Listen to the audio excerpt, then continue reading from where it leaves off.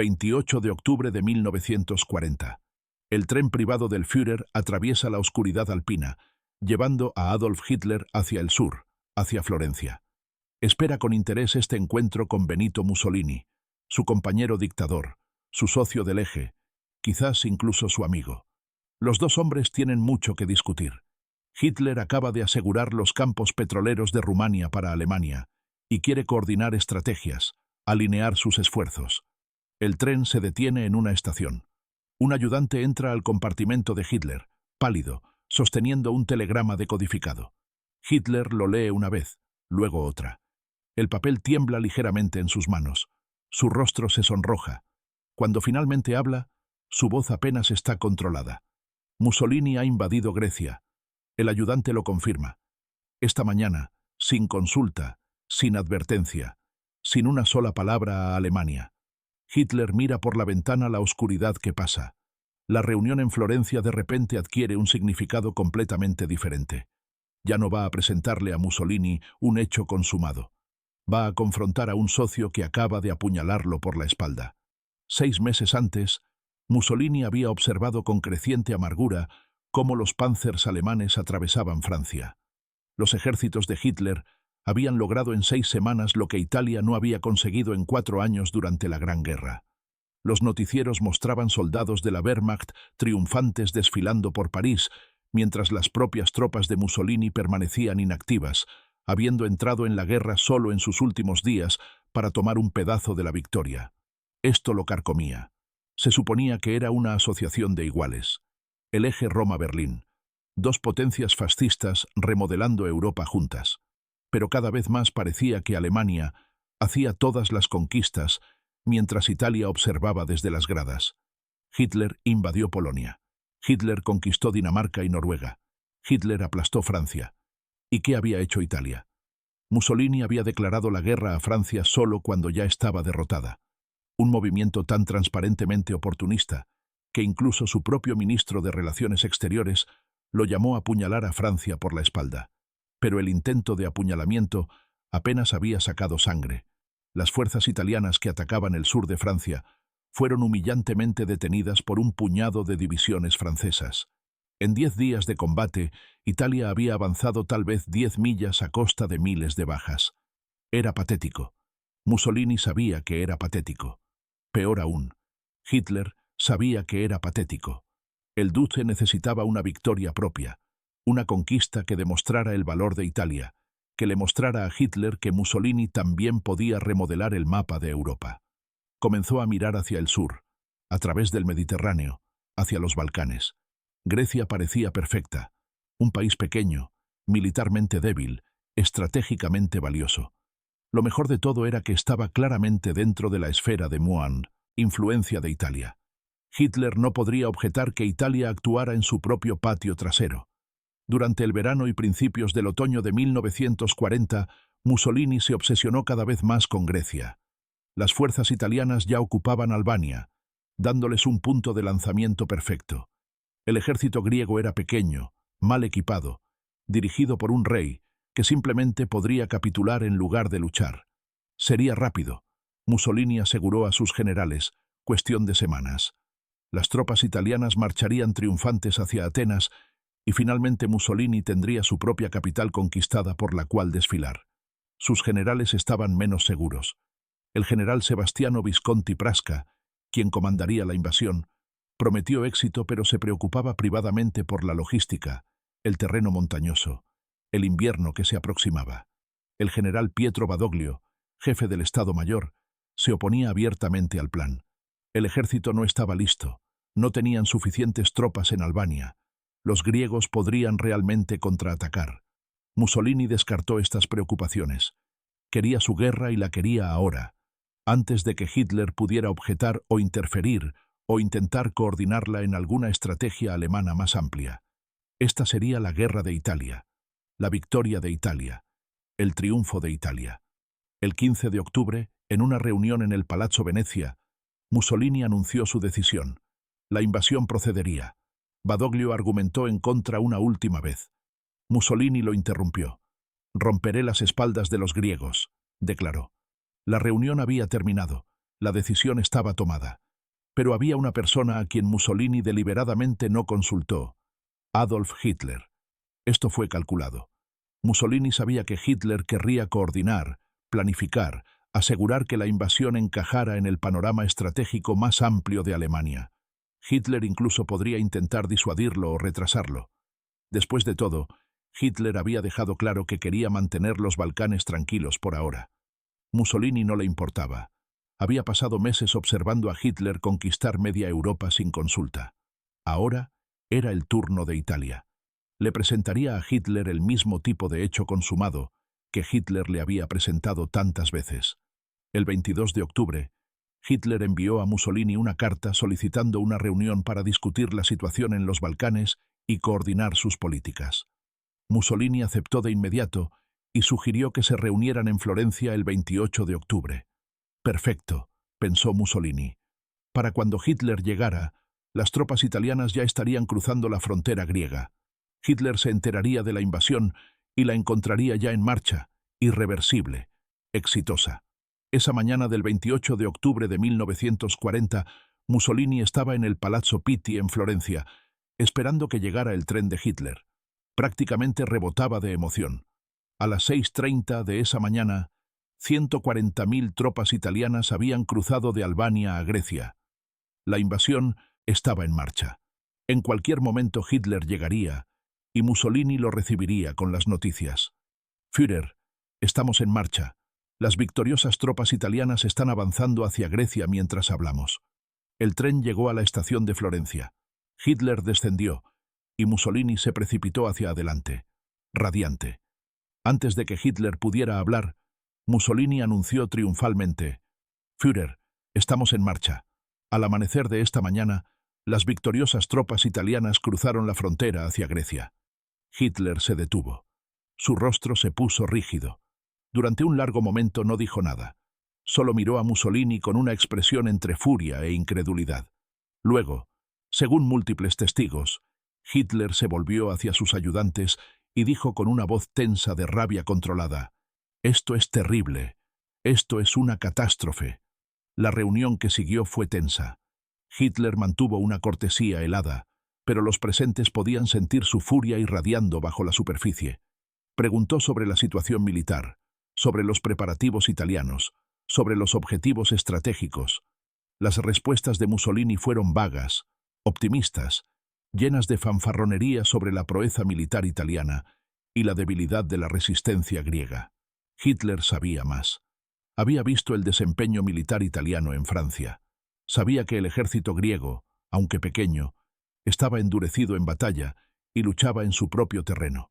Sabía que los Balcanes eran montañosos, que el invierno se acercaba, que la logística en Albania era una pesadilla. Sobre todo, sabía que esta invasión desestabilizaría exactamente la región que él quería mantener tranquila. Daría a Gran Bretaña una excusa para intervenir. Podría incluso involucrar a Yugoslavia o Turquía. Pero la invasión ya estaba en marcha. Hitler no podía detenerla sin humillar públicamente a su socio del eje. Todo lo que podía hacer era sonreír con los dientes apretados, desearle éxito a Mussolini y regresar a Alemania a esperar el desastre que sabía que vendría. No tuvo que esperar mucho. La invasión italiana de Grecia fue una catástrofe desde el primer día.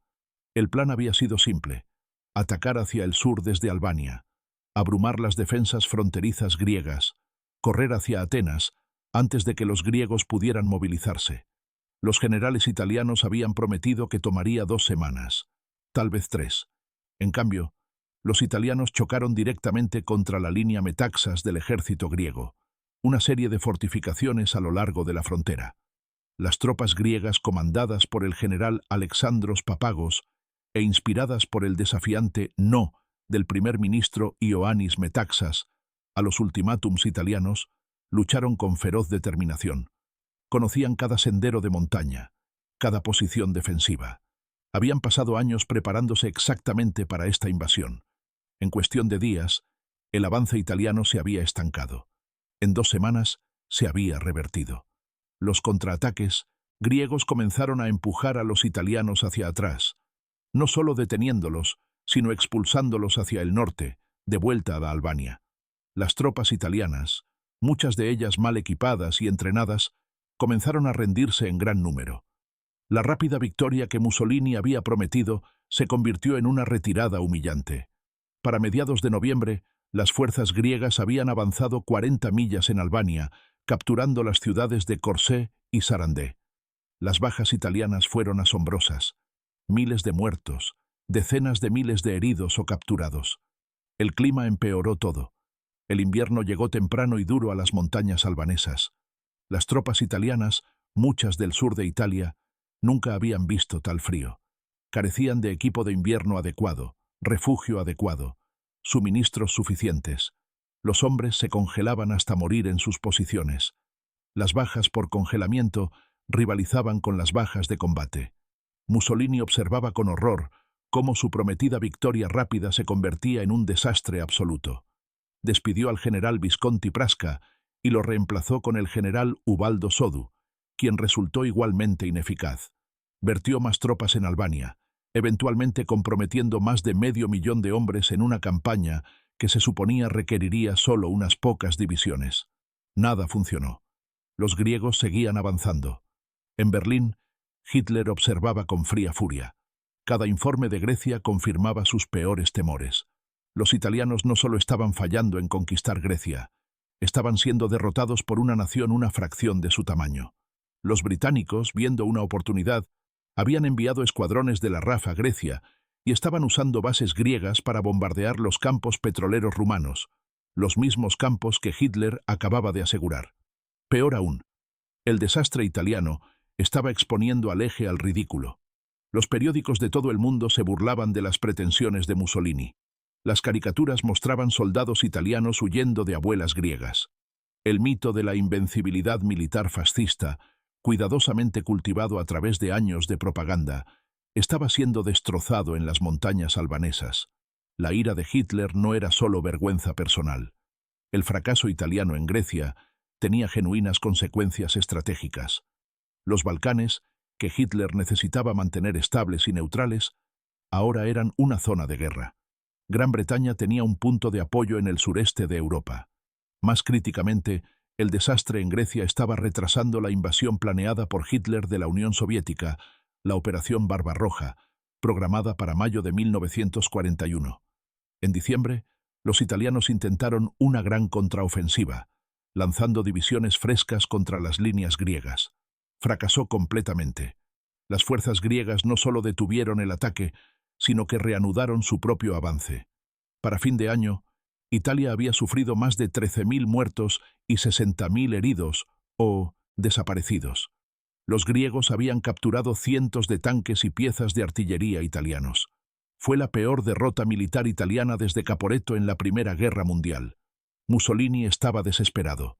En privado, se enfurecía y lloraba. En público, mantenía la fachada de confianza, pero todos podían ver la tensión. Había querido demostrar el valor de Italia a Hitler. En cambio, había demostrado la debilidad de Italia. Había querido su propio triunfo.